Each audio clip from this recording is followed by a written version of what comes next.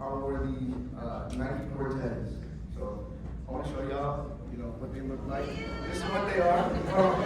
Let me take one off first. This is it. A little beat up, but there's a backstory behind it. So these are the very first shoes I wore to on the very first day in my very first KUNA conference. So they're very special to me. They're very beat up and down because this is what I take, on grocery store runs, volunteering, everything. But I wear these for a purpose. Some of you know what these shoes mean, but in certain neighborhoods, in certain zip codes, you get profiled for wearing these, as these are a part of the uniform for many folks at games, specifically in Latin America and in the west coast of the U.S. People see them and make assumptions before you ever open your mouth, before you prove anything, before you even get a chance. I know something about that, because as I said in my first speech, as Nas said, the world is yours. But I needed to know that first, that I was allowed to want it. Because I was judged too. Not for what I wore, for what I spoke. My first language. Spanish, as I said in my closing class yesterday, the language of my home, of my family, of everything that made me who I am, was treated like evidence that I wasn't enough. These are the very same shoes I wore the day I won Secretary General as well. So forgive me if I don't take them off for anybody. Why does it for you? About a year ago, something happened that I still don't fully have words for. I won this position. The first thing I ever felt like I won. Secretary General of the Kentucky United Nations Assembly. The first for my school to ever hold it. And it felt surreal, genuinely surreal. I came home that day feeling something I'd never quite felt. Then immediately panicked because I could not find my gown. I spent 10 full minutes rummaging through my yard trying to locate it. I even called my friend Destin to drive back as he dropped me off, and I thought I left it in his trunk. I didn't leave it in the trunk, and I was just panicking. But then I found it. But you can imagine how that went over with my mom. She was pretty mad. When I finally found it, I ran inside and showed her, out of breath, holding it up like it was something sacred. And she looked at it and said, "Wow." That was it, just wow. I won't pretend like that didn't sting a little. Growing up first generation, being the first in my family to do anything outside of sports, I learned by then that the gravity of these things don't always translate. She didn't know what Model UN was, she didn't know what a Secretary General was. She just saw her kid who, in her own words, was somehow president of all these things, and all she ever saw was him sleeping after school. That line echoed in my head at work later that day, on a rainy day, standing and staring at empty tables. And I sat with it. But then one day came. I walked back to my room and my gown was sitting there, placed perfectly like it belonged. I think my mom was setting it up. She then said, "Mijo, I have something to show you." I followed her to her room. She opened something up and handed me a wooden gavel. "This is from when your dad wanted to study law back in Mexico." I didn't say anything for a second, because in that moment, two things happened at once. I found another unfulfilled dream of my father's, and I realized that the loss in translation I had been mourning was never really a loss at all. She understood more than I thought. She just showed it in the only language she knew how. Being first generation is not a curse. It is a superpower. It fills you with twice the grit, twice the hunger, twice the reason to keep going. And the biggest lesson this year has taught me is this. Even if you have to work twice as hard to make your impact clear, your impact will be felt. It may not always be communicated the way you need, but it will be seen. It will land. One day, it always does. And this pairs together perfectly with one of my favorite quotes. I can't cry about having a lot on my plate, but my goal was always to eat. But I also have another quote that lives through me. Don't be afraid to be the dumbest person in the room. I remember 6th to 8th grade, along with has-been Kieran over there. We both rejected the Y all 3 years. He joined freshman year, but I didn't until sophomore year. Why? Because I was afraid of looking dumb. I had a passion for policy and politics, but even then I didn't know anything about the Y, so I rejected it. Sophomore year, not gonna lie, I did look a little dumb. Presenting an abhorrent bill with my first year friend in the Y, Johnny Shook, where we low-key played. That means I did that. We did that. But I didn't let that define me. I learned, and that goes for all of you. Don't let embarrassment look at you. As you might have been embarrassed the first time or failed in any form, that is nothing but a learning lesson. You now know. You weren't the dumbest in the room, but you walked into a room and learned from others. That is the power of the lie. Next, I have a few people I need to thank before I let you go. My friends who have helped me and supported me. Destiny, the older brother I always wanted.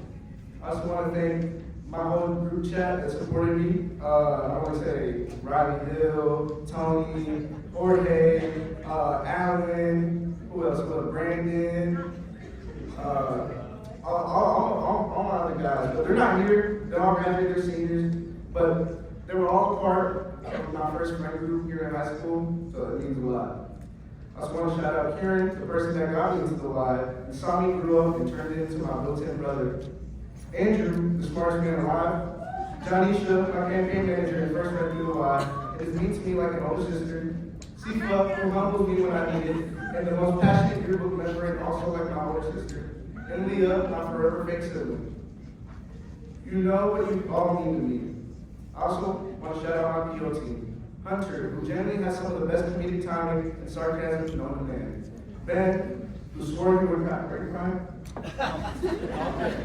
He swore you were crying. I don't know what he's doing. But I have not seen a tear yet. Jen was at the center of the PO team, providing glue and energy. Katie, the organizer and most caring of her craft.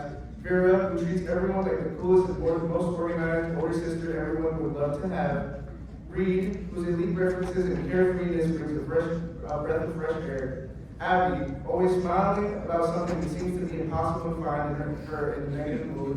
And finally, Rayla, who I was intimidated by her overt kindness, turned out to be one of the funniest yet considerate people I know.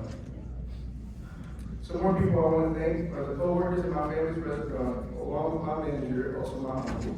The male role model who stepped up and showed me how to be a leader when I was lacking one.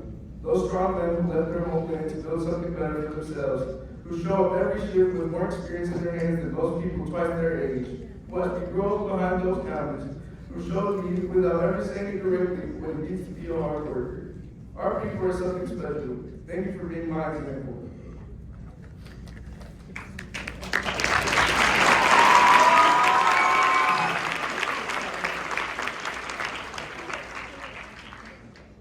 Next, I also want to thank my advisor, Jonathan Joseph. I chickened out of running for captain sec at KYA, where Harrison Gabbard over here, I don't know where he is. Yeah, there he is. He won that, and I wouldn't change it for a thing because he was a great cap sec. I chickened out of running. He caught me in the hallway afterward and told me I was underselling myself, that I should run for PO at KUNA in the general election.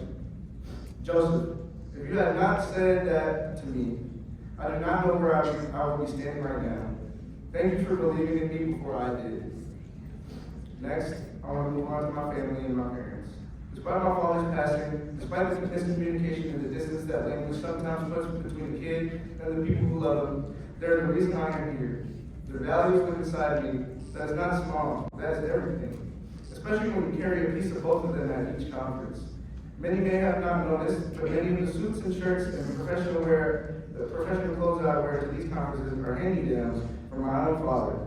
Once clothes that felt too big on me, wearing a dangly silver watch with a shirt that fell to my knees, walking into my first KYA sophomore year, to now fitting those clothes and watch adjusted by my mother, literally and figuratively. As I fulfilled a dream of his, even though it may be on a youth level. And last but far from least, I want to thank the Y. The first time I saw a fellow ambassador quote me in his caption referring to my speech where I said, "Si se puede," something shifted when I saw that. Also, hearing former Katanga Emily reference the same quote as I went up to receive my gavel. And then after my speech yesterday, people coming up to me and hugging me and telling me what the words I said meant to them. People who look like me, who were touched for what I have always wanted to stand for. That moment right there is all I ever did this for. Not the title, not the gavel, that. Making a space for those who need it. You gave me that, KUNA. You gave me a room where I could finally represent everything that runs through me. Where I could win an election by speaking language I was once punished for knowing. where I could stand in front of people who looked like me and show them that the ceiling they were handed is a lie. But you also gave me something I did not expect: pride in this state, pride in where I come from, Shiloh. I have lived in that one-story home for all 17 years of my life. Folks from where I'm from do not typically get opportunities like this. I watched my city overlook my side of it my entire life. And this year I got to put it on. I got to carry Shiloh into every room I entered. I got to bleed for Butler, a school that took me years to even feel connected to, and live here as someone who ride and die for it without hesitation. That house, that neighborhood, that is where all of this started. I don't know where I may end up. I don't know where I end up from here, but I know what I carry, and I know where it came from. Gracias. Shiloh, Butler, Mamá y Papá, mis hermanas, Michoacán, Mexico, KUNA. This was always for you. All consisting of people that had always been told the world was theirs, so I could believe it for myself and you all as well.